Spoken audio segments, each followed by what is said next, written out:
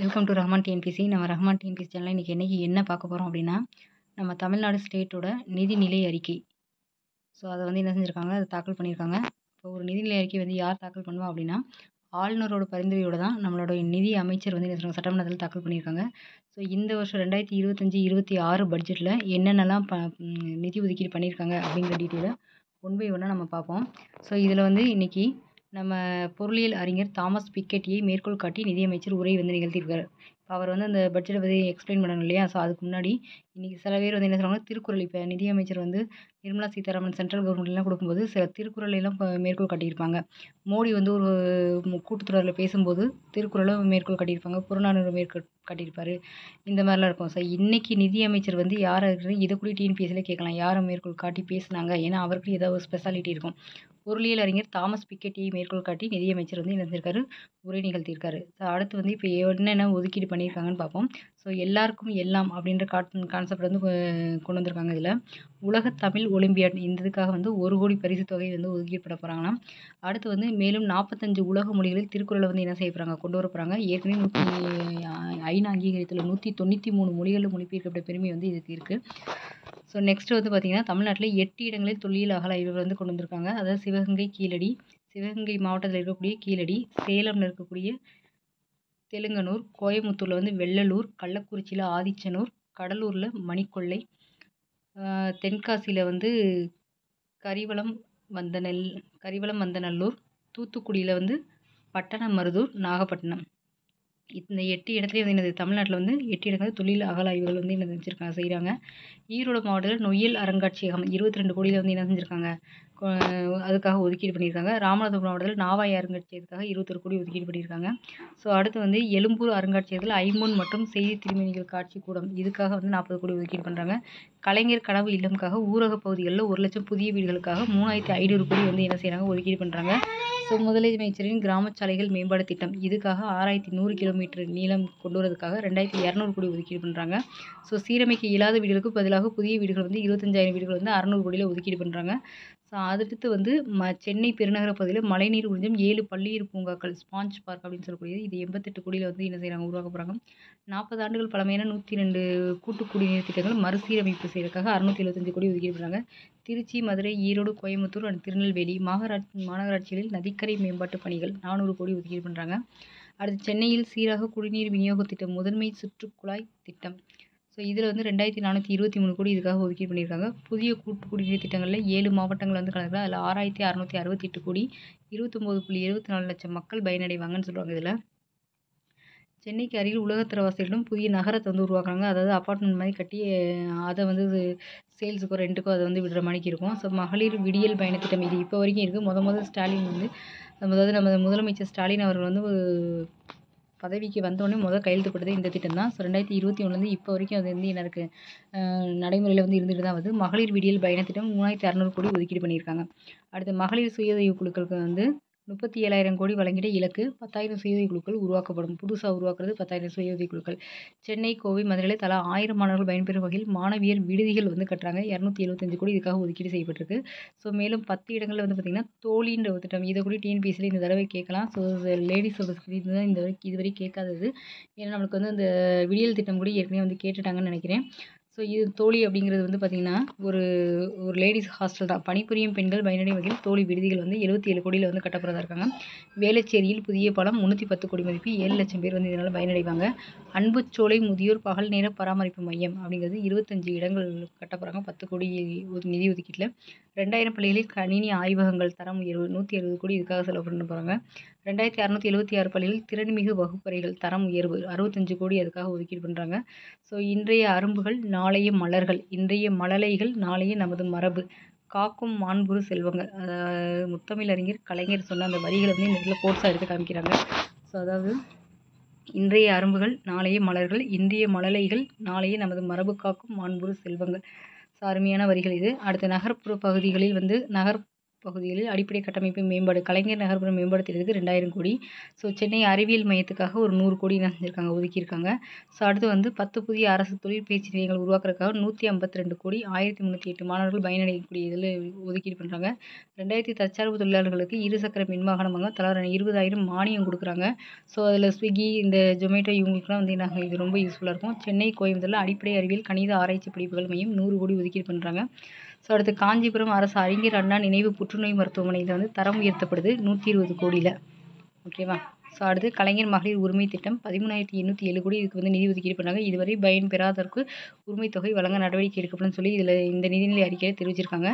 So அதே மாதிரி முதலமைச்சருடைய காலை உணவு திட்டம் இது ரொம்ப சக்ஸஸ்ஃபுல்லாக போய்கிட்டே இருக்குது. ஃபேஸ் 1 ஃபேஸ் 2 போய் இப்போ அடுத்தடுத்த கட்டத்தை தாண்டிக்கிட்டே இருக்குது.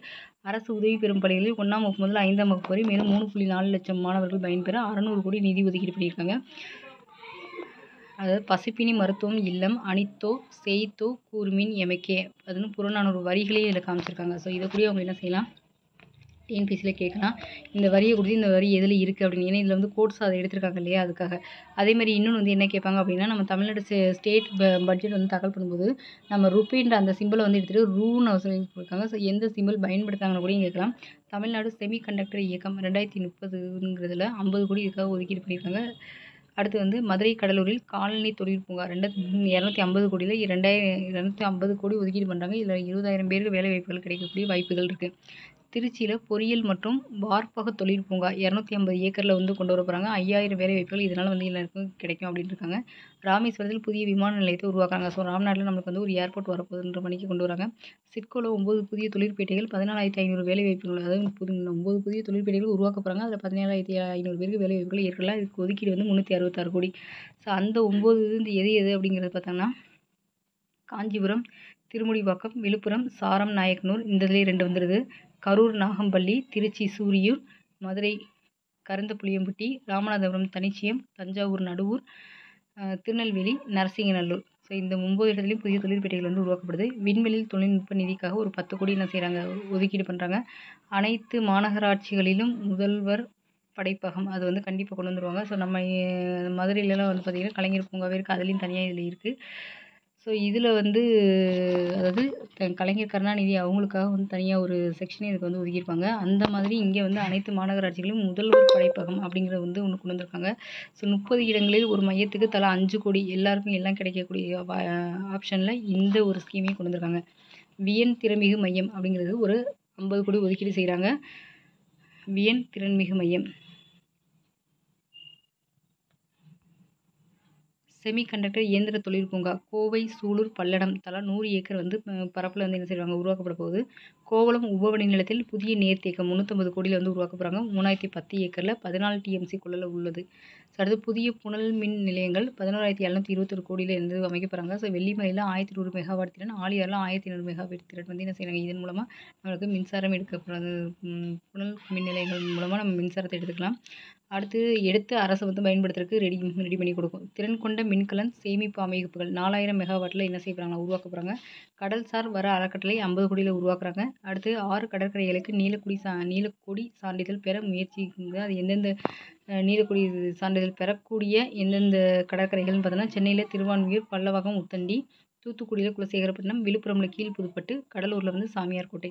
ஸோ அடுத்து வந்து 700 டீசல் பேருந்துகளை இயற்கை எரிவாயு மூலம் இயங்கும் பேருந்துகளாக மறுசீரமைத்தல், அதாவது 70 கோடி இதுக்காக என்ன செய்கிறாங்க அப்படின்னா அலாட் பண்ணுறாங்க. ஸோ அதாவது டீசல் பேருந்துகளை ஃபுல்லும் இயற்கை எரிவாயு மூலமாக இயங்கக்கூடிய பேருந்துகளை மறுசீரமைக்கிறாங்க. ஸோ அடுத்து வந்து வேட்டை பறவைகள் ஆராய்ச்சி மையத்துக்காக 1 கோடி வந்து அலாட் பண்ணியிருக்காங்க. அடுத்து 1125 மின் பேருந்துகள் வந்து அறிமுகப்படுத்தியிருக்காங்க. சென்னையில் 950, மதுரையில் 100, கோயம்புத்தூரில் 75. சென்னை மெட்ரோ ரயில் விரிவாக்கத்துக்கு விமான நிலையம் கீழப்பாக்கம் 335 கோடி ஒதுக்கீடு பண்ணியிருக்காங்க. கோயம்பேடு பட்டாய் வரதுக்கு 944 கோடி. பூந்தமல்லி டு ஸ்ரீபெரும்புதூருக்கு 8779 கோடி. ஸோ அடுத்து கிண்டி அண்டு வண்ணார்பேட்டையில் பன்முக போக்குவரத்து முனையங்கள் 50 கோடிக்கு என்ன செஞ்சுருக்காங்க அப்படின்னாக்க கொண்டு வர போகிறாங்க. அடுத்து கலைஞர் கைவினை திட்டம்ல 19,000 கைவினைஞர்களுக்கு மானிய நிதியாக 74 கோடி ஒதுக்கீடு. ஸோ அடுத்து பூனாரை பறவைகள் சரணாலயம் தனுஷ்கோடியில் உருவாக்க நடவடிக்கை. ஸோ இப்போ பூனாரை பரணாசலம் எங்கு அமைய உள்ளது அப்படின்ற மாதிரிலாம் கொஸ்டின் கேட்கலாம். எனக்கு எப்பயுமே வந்து இந்த சாங்சுவரி இதெல்லாம் வச்சு கண்டிப்பாக ஒரு கொஸ்டின் வந்து வந்துடும். ஸோ தனுஷ்கோடியில் வந்து என்ன செய்யணும் உருவாக்க போகிறாங்க. வங்கி கடன் உதவி 10 லட்சம் குறு சிறு மற்றும் நடுத்தர தொழில் நிறுவனங்களுக்கு 2,00,000 கோடி இதுக்காக நிதி ஒதுக்கீடு செஞ்சுருக்காங்க. எதுக்காக அப்படின்னா அவங்களுக்கு கடன் வழங்குறதுக்காக. சமூக நல்லிணக்க ஊராட்சிக்கான விருதுகள் 10 ஊராட்சிகளுக்கு தலா 1 கோடி ஊக்கத்தொகை வந்து வழங்குறதா கொண்டு வந்திருக்காங்க. அடுத்து பூவிதழ் எங்கும் பனித்துளிகள் காற்றசைவில் வீழ்ந்திடாமல் மெல்ல அசைந்திடும் மணப்புல் மலர்கள். மட்சுவோ பாசோ அதாவது ஹைக்கூவை மேற்கோள் காட்டி முதலமைச்சரின் தாய் மனோர் திட்ட அறிமுகத்தில் இந்த இடத்துல வந்து என்ன சொல்லியிருக்காங்க. 1000 ஆண்டு பழமையான திருக்கோயில்களுக்கு திருப்பணி வந்து செய்கிறதுக்காக 125 கோடி ஒதுக்கீடு பண்ணுறாங்க. உதகை ரேஸ்கோர்ஸ் பகுதியில் சுற்றுச்சூழல் பூங்கா 52 ஏக்கரில் வந்து என்ன செய்யறாங்க கொண்டு இருப்பாங்க. அதுக்கு 70 கோடி நிதி ஒதுக்கீடு பண்ணியிருக்காங்க. ஸோ அடுத்து வந்து பெற்றோர் இருவரையும் இழந்த 50,000 குழந்தைகளுக்கு 18 வயது வரை மாதந்தோறும் 2,000 உதவித்தொகை கொண்டு வந்திருக்காங்க. இதுதான் இப்போ இந்த தடவை கொண்டு வந்து புது ஆப்ஷனாக இருக்குது. ஸோ இது வரைக்கும் வந்து பார்த்திங்கனாக்கா ஒரு பெற்றோர் உள்ள குழந்தைகளுக்குலாம் வந்து என்ன செய்யணும் உதவித்தொகையெல்லாம் அனௌன்ஸ் பண்ணியிருந்தாங்க. இப்போ இதில் வந்து பார்த்திங்கனாக்கா 2 பெற்றோரும் இல்லாமல் இருந்தவங்களுக்கு வந்து கொரோனா டயத்தில் கொஞ்சம் ஹெல்ப்ஃபுல்லாக அவங்க 2 பெற்றோர் இருந்தாலும் 50,000 உதவித்தொகை ஒரு தடவை கொடுத்தாங்க. ஆனால் இப்போ வந்து என்ன செய்கிறாங்க அப்படின்னா மாதம் 2,000 வந்து அவங்களுக்கு கொடுக்குற மாதிரி அனௌன்ஸ் பண்ணியிருக்காங்க. பழங்குடியினர் வாழ்வாதார கொள்கை பழங்குடியினர் மரபுசார் அறிவை பாதுகாக்க ஈரோடு பர்கூர் கடம்பூர் மலைப்பகுதி கள்ளக்குறிச்சி கல்வராயன் மலைப்பகுதி பயன்பெறும். இந்த பகுதியெல்லாம் அங்கே பயன்பெறும். 10 கோடி இதுக்காக ஒதுக்கீடு பண்ணியிருக்காங்க. நகர்ப்புற வாழ்விட மேம்பாட்டு வாரிய வீடுகள் சீரமைப்பு 5,256 குடியிருப்புகளை வந்து என்ன செய்யறாங்க சீரமைப்பு செய்ய போகிறாங்க. ஸோ இதுக்காக 1,051 கோடி நிதி ஒதுக்கீடு பண்ணியிருக்காங்க. ஸோ பிரதான கட்டடங்கள் இது வந்து பழமை மாறாமல் புதுப்பிக்க 150 கோடி வந்து ஒதுக்கீடு பண்ணியிருக்காங்க. திருவான்மியூர் உத்தங்கண்டி 4 வழித்தட உயர்மட்ட சாலை இது 14.2 கிலோமீட்டர் நீளம் இருக்குது. இதுக்கு 2,100 கோடி வந்து ஒதுக்கீடு பண்ணியிருக்காங்க. ஒரகடம் செய்யாறு தொழில் வழித்தடம் இதுக்காக 250 கோடி ஒதுக்கீடு. ஸோ மேற்கு புறவழிச்சாலை கோயம்புத்தூர் திருநெல்வேலி இதுக்காக வந்து 348 கோடி. திருநெல்வேலிக்கு 225 கோடி ஒதுக்கீடு. ஸோ அடுத்து அரசு பணியிடங்கள் நிரப்பப்படும் 40,000 அரசு பணியிடங்கள் நிரப்பப்படும் சொல்லி இன்ஃபார்ம் பண்ணியிருக்காங்க. தாடன்டர் நகரில் 190 குடியிருப்புகளுக்காக 110 கோடி ஒதுக்கீடு பண்ணியிருக்காங்க. பழமையான தேவாலயங்களை புதுப்பிக்க 10 கோடி ஒதுக்கீடு. ஸோ கோயில்களுக்கும் சொல்லியிருக்காங்க. இப்போ சர்ச்சுக்கு எடுத்து சொல்லியிருக்காங்க. அடுத்து மண்டல விரைவு போக்குவரத்து அமைப்பு மணிக்கு 160 கிலோமீட்டர் வேகத்தில் இயங்கும் மிக அதிக வேக ரயில்வே அமைப்பை உருவாக்கிட ஆய்வுகள் வந்து நடத்தணும்னு சொல்லியிருக்காங்க. ஸோ இதுக்கு வந்து எவ்வளோ அமௌண்ட் எவ்வளோ ஒதுக்கியிருக்காங்க நிதி ஒதுக்கீடு எவ்வளோங்கிறது இதில் வந்து சொல்லலை. நகர்ப்புற பகுதியில் பெண்கள் பாதுகாப்பை உறுதி செய்ய புதிய திட்டம் 75 கோடியில் வந்து என்ன செஞ்சிருக்காங்க இதில் உருவாக்கியிருக்காங்க. அடுத்து அரசு அலுவலர்கள் ஈட்டி விடுப்பு 15 நாட்கள் வரை சரண் செய்து பணப்பலன் பெறும் நடைமுறை மீண்டும் செயலாக்கம் கொண்டு வந்துருவோம் அப்படின்ற மாதிரியும் சொல்லியிருக்காங்க. ஸோ அது வந்து இஎல் சரண்டருங்கிறது இந்த வேலை பார்க்குறவங்க எல்லாருக்குமே வந்து இதில் தெரியும். 10 லட்சம் வரை மதிப்புள்ள அசையா சொத்துக்களை பெண்கள் பெயரில் பதிவு செய்தல் 1% பதவி கட்டணம் குறைப்பு அப்படின்னு இருக்காங்க. ஸோ அடுத்து நாட்டிலேயே சிறந்த கல்வி நிறுவனங்களுக்கான தரவரிசையில் முதல் 10 இடங்களுக்குள்ளும் உலக அளவிலான QS தரவரிசை பட்டியலில் முதல் 150 இடங்களுக்குள்ளும் அண்ணா பல்கலைக்கழகத்தை இடம்பெற செய்திட்டு செயல் திட்டம். அடுத்து அரசு பொறியியல் கல்லூரிகளில் திறன்மிகு மையங்கள் கொண்டு வர போகிறாங்க. ஸ்மார்ட்னு சொல்லுது சென்டர் ஆஃப் எக்ஸலன்ஸ் சொல்லுது. இதுக்காக ஒரு 50 கோடி ஒதுக்கீடு பண்ணியிருக்காங்க. அரசு பல்கலைக்கழகங்களுக்கு வழங்கப்படும் தொகுப்பு நிதி 700 கோடியாக உயர்த்தியிருக்காங்க. 10 புதிய அரசு கலை மற்றும் அறிவியல் கல்லூரிகளை உருவாக்க போகிறாங்க. ஸோ இதுதான் வந்து என்ன சொல்கிறாங்க அப்படின்னாக்கா இந்த நிதிநிலை அறிக்கையில் நம்ம இனி என்ன செய்ய போகிறோம் எவ்வளோ பட்ஜெட் ஒதுக்கீடு பண்ண போகிறோம் எவ்வளோ அமௌண்ட் ஒதுக்க போகிறோம் எந்தெந்த துறைக்கு ஒதுக்க போகிறோங்கிறத ஒவ்வொரு டீப்பாக எல்லாத்தையுமே கொடுத்துருக்காங்க. அதில் வந்து ப்ரீவியஸாக இருக்க ஸ்கீமும் கரண்ட்டில் அது நடைமுறையில் இருக்க ஸ்கீமுக்கும் சேர்த்தே தான் இதில் சொல்லியிருக்காங்க. புதுசாக இருக்க ஸ்கீமுக்கும் சொல்லியிருக்காங்க. ஸோ இதில் வந்து எது வேணாலும் எந்த ஊரை வேணாலும் கேட்கலாம் எந்த ஸ்கீம் வேணாலும் கேட்கலாம். ஸோ நோட் பண்ணி வச்சுக்கோங்க. இது அழகான பிக்சராக அழகாக பவர் பாயிண்ட்டாக அழகாக நீட்டாக பார்த்தோன்னே புரிஞ்சுக்கிற மாதிரி போட்டிருக்காங்க. ஸோ இந்த மாதிரி தான் இருக்கும். இது இப்போ குரூப் 1 குரூப் 2 மெயின்ஸ்லாம் பார்க்கும்போது கொஞ்சம் டீப்பாக கேட்குற மாதிரி இருக்கும். அதுக்கேற்ற மாதிரி படிச்சுக்கணும். குரூப் 4க்கு இந்தளவுக்கு நமக்கு ஒரு மேலோட்டமாக இந்தளவுக்கு தெரிஞ்சுக்கிட்டா கூடயும் போதும். ஸோ ஓகே சப்ஸ்கிரைப் பண்ணிட்டு பாருங்கள். தேங்க்யூ.